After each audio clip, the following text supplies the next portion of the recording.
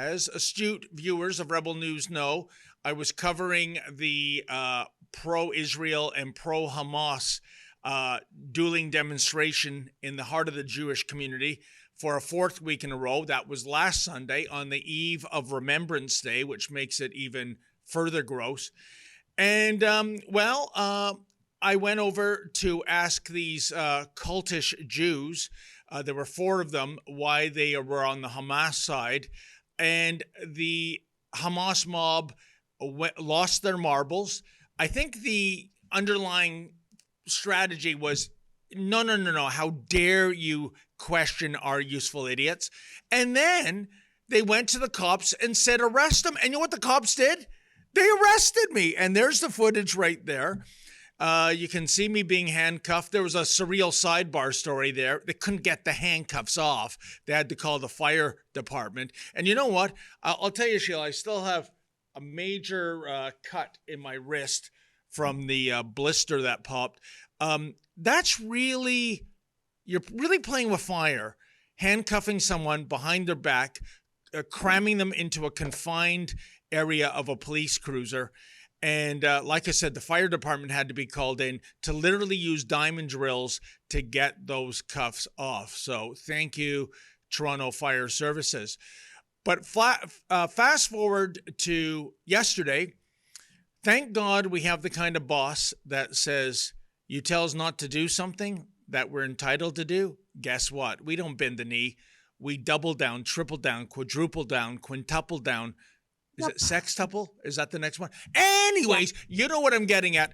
And it was all hands on deck. There's a great group shot. I see Isaac and Efren, Yankee. We got Lincoln, Sid, the big boss man himself, Mariah, Drea. Let's see. Did I say? Isaac and Etan and Avery Armstrong and Tamara Ugolini. Some of the people I referred to with both names, folks. I don't know why. Alliteration, maybe. And as you can see, we showed up en masse, and we were told it's an incredible story. And by the way, the only reason Sheila wasn't along for the party is it wasn't because we were snubbing her. We were too cheap to fly her out from Edmonton. It was the fact that we needed somebody on mission control, right? Yeah, we needed someone. A grown-up on the outside because all the other grown-ups were there. Ezra was there, Eitan was there, so we needed somebody in a senior management position in case the entire company was arrested. 100%. It's just like a space mission. You don't put everybody in the space program on the rocket ship. Right. You got to have somebody down in Houston. Elon's not on the rocket ship. Elon's not in the spaceship. So, and thankfully, I'm pleased to report we didn't need Sheila's help, although I very much thought we would, because the police in no uncertain terms, they warned us, you cross the street, you go from the west side of Bathurst to the east side, all of you are going to be placed under arrest, which is kind of unusual. I mean, what are they going to do? Call in the bus that serves as a prisoner transport when you have riots? Because I think there might have been, 12 or 13 of us at some point, Sheila. Well, you know what? With the full expectation that I was going to get arrested, I crossed over. We called the cops bluff. They did not arrest anyone. And I can say, I believe Ezra said to everybody, look, I can't tell you to do something that will end up with you being criminally charged. So if you don't want to cross, you don't want to cross. You know what the kind of team we have at Rebel News, folks? Everybody crossed. It was the ultimate Rebel News I'm Spartacus moment.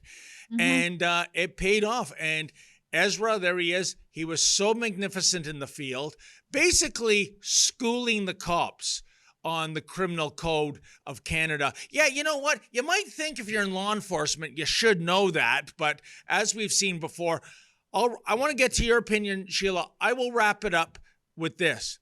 I think yesterday, the Toronto Police Service did the right thing for the wrong reason, which is to say, what happened last Sunday, if you go online, the cops were roasted like a pig on a barbecue.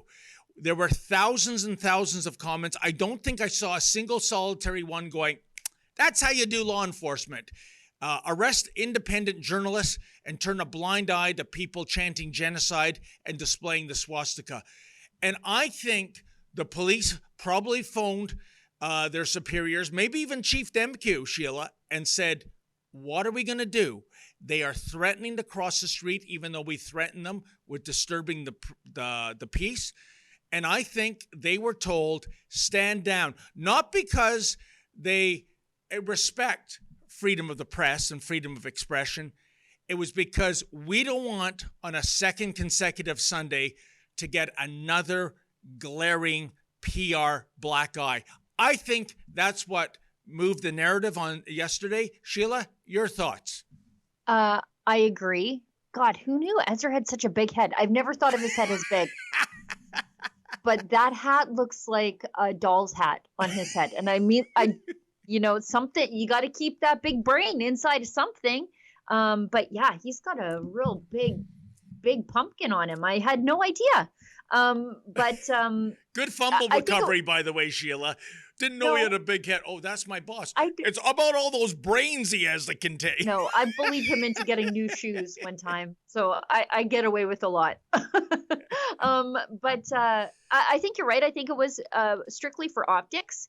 And as some of the clips that we have especially from our female journalists who were there to support you, you can see how the optics would have played out for the cops because they were already starting to play out poorly. We've got Drea's clip. Yeah, we've got Drea's clip here. If you want to go to that one, Efron Olivia, where she has the police cautioning her and the rest of the rebel team that they face arrest if they cross the street. So this is what David was talking about. Well, Drea's got it there. Guys have been instructed to arrest us as journalists with our journalist ID, asking questions of the pro-Hamas side. They will arrest us. Now, that's not going to stop me because we're going to turn lemons into lemonade. We're going to turn this into a teachable moment. What's your name, by the way? I just don't see your name on your badge. Officer Grondin. Okay, we got that. What's your name again? Officer Ibrahim Grondin, Collin, and Kirk. So these charge guys money for this clinic. With the rest of them, you can see they're swarming Rebel News. They're not swarming the pro-Hamas thugs. They're deploying the whole bunch of them. Look at that. You got this, guys? Ezra, there's Mr. Anus. He's the guy that showed up at 32 Division when I was being released. Wow. And he spent at least a half hour there.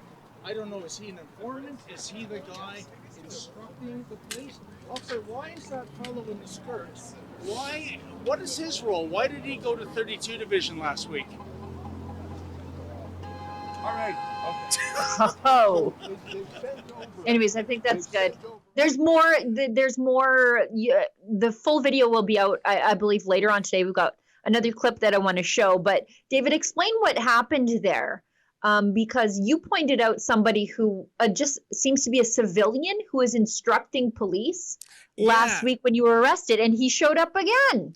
His name, and I'm not making this up, folks, is Anus, and he is one of the pro-Palestinian or pro-Hamas ringleaders.